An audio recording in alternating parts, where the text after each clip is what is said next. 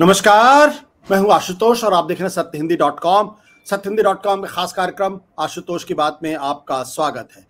बातचीत शुरू करने के पहले एक छोटी सी अपील। सत्यहिंदी.com एक कोशिश है ईमानदार, निडर और निर्भीक पत्रकारिता की। हम अपने उन लाखों दर्शकों के शुक्रगुजार हैं जो लाखों की संख्या में हमारे कार्यक्रमों को देखते हैं, हमारी हौसला अफजाई करते हैं।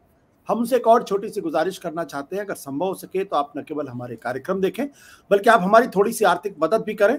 आप इस वीडियो के डिस्क्रिप्शन में जाएं, सत्य हिंदी के सदस्य बने, थोड़ा सा आर्थिक भुगतान करके हमारे लिए बहुत बड़ी मदद होगी।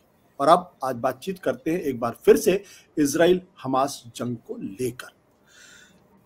3 हफ्ते से ज्यादा का वक्त हो चुका है और इस वक्त गजा में जो मंजर है वह बहुत ही खौफनाक है।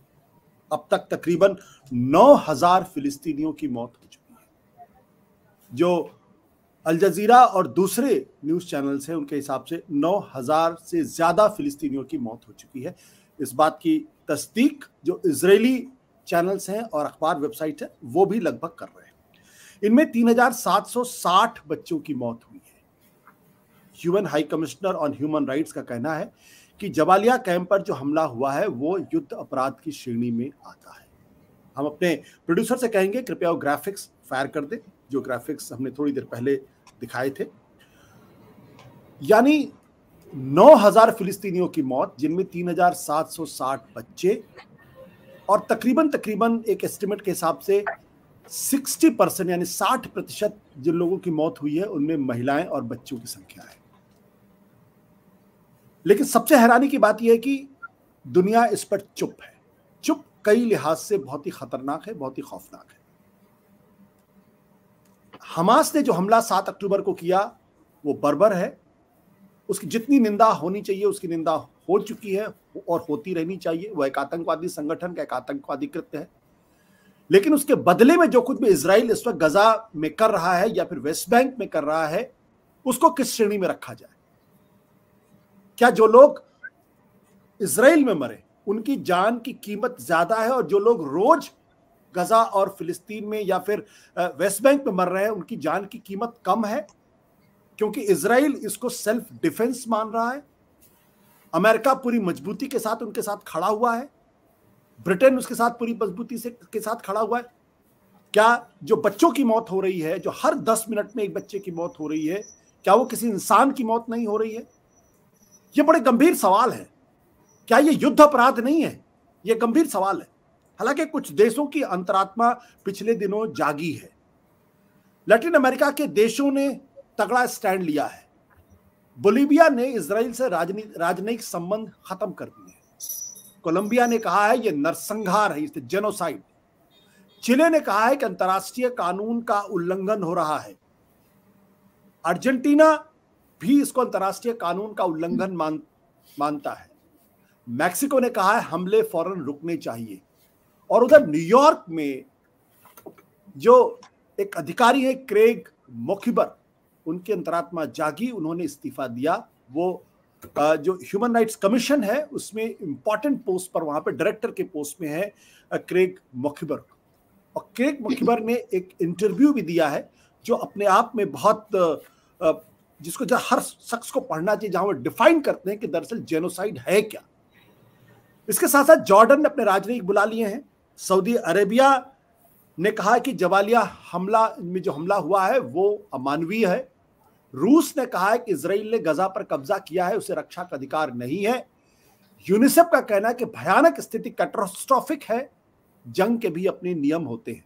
और जैसा हम सब लोग जानते हैं, यूनाइटेड नेशंस के सेक्रेटरी जनरल एंटोनी गुटेरेस ने कहा था कि जो पिछले 56 सालों में जो ऑक्यूपेशन है कहीं ना कहीं उसका नतीजा है। और जो 7 अक्टूबर को जो हुआ है वो हवा में नहीं हुआ है। हम एक बार फिर कहते हैं, सत्यहिंदी पहले दिन से कह रहा है कि हमास ने जो 1400 इजरायलियों का कत्ल किया है वो बर्बर है, अमानवीय है, निंदनीय है। लेकिन अब जो इजराइल जो गजा में कर रहा है, जो फिलिस्तीन में कर रहा है, क्या वो अमानवीय नहीं है?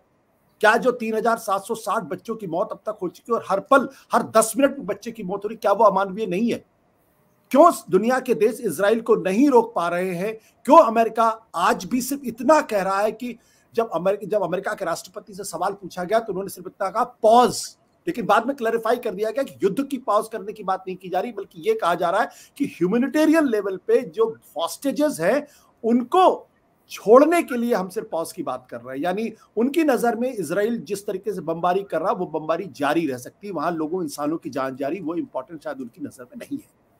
इसी पर करेंगे चर्चा और बातचीत की क्यों ऐसा हो रहा है, इसके पीछे का कारण क्या है, क्या आतंकवाद से निपटने का यही एकमात्र रास्ता, इसके अलावा कोई और रास्ता नहीं है। हमारे साथ इस वक्त कुछ खास मेहमान, उनका परिचय आपसे करा देते हैं। हमारे साथ इस वक्त मौजूद है सीधे लंदन से बीबीसी के पूर्व लेजेंडरी पत्रकार नरेश कौशिक, हमारे साथ शिकागो से मौजूद हैं वरिष्ठ पत्रकार मयंक छाया, हमारे साथ दिल्ली से मौजूद है माया मीरचंदानी जो बहुत ही वरिष्ठ पत्रकार, अंतर्राष्ट्रीय मामलों की बेहद जानकार हैं, और हमारे साथ मौजूद है सुप्रीम कोर्ट के वरिष्ठ वकील राकेश सिन्हा।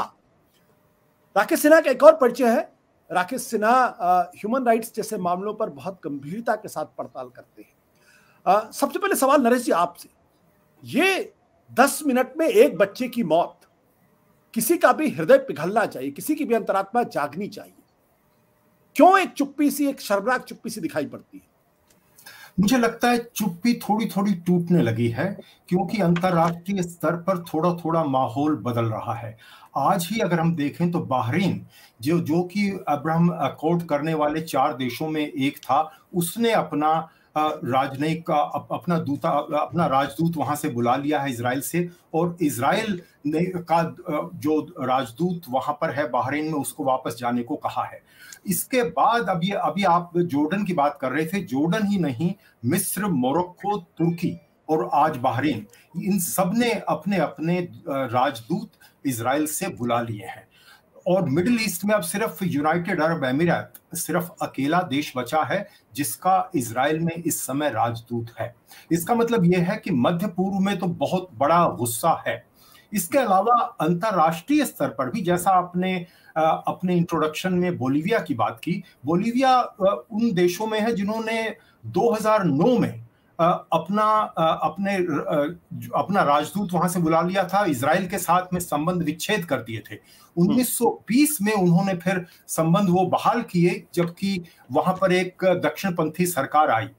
तो इसका मतलब यह है कि पूरी दुनिया में गुस्सा इसमें फैल रहा है।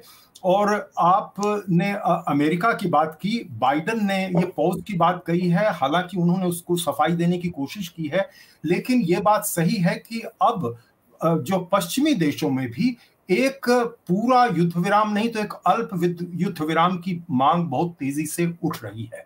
यानी पॉज जो है वो ज्यादातर तो लोग सीजफायर की बात कर रहे हैं, और यहाँ तो ब्रिटेन में जहां से मैं बोल रहा हूं, वहां पर तो एक मंत्री तक ने त्याग पत्र दिया है, यानी उसने जो है अपने मंत्रिमंडल से उसने अपने को अलग कर लिया, या उसने एक ऐसा बयान दिया जिसके बाद उसको खुद इस्तीफा देना पड़ा। इसी तरह से यहाँ की जो लेबर पार्टी है, जो कि मुख्य विपक्षी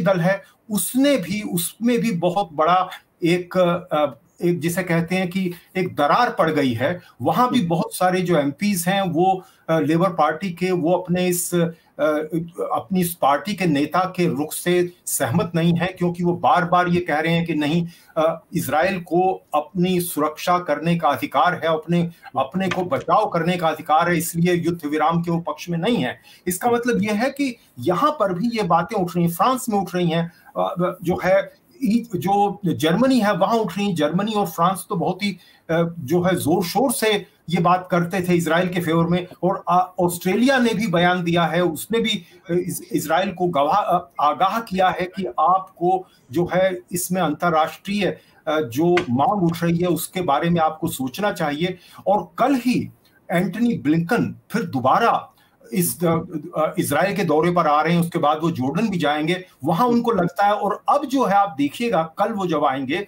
उनका रुख थोड़ा सा बदला हुआ होगा, वो उस तरह से पूरी तरह से इजराइल के फेवर की बात नहीं करेंगे। वो मुझे लगता है कि इस बार जो इस समय जो पूरी दुनिया में हो रहा है उसकी बात भी वो उठाएंगे।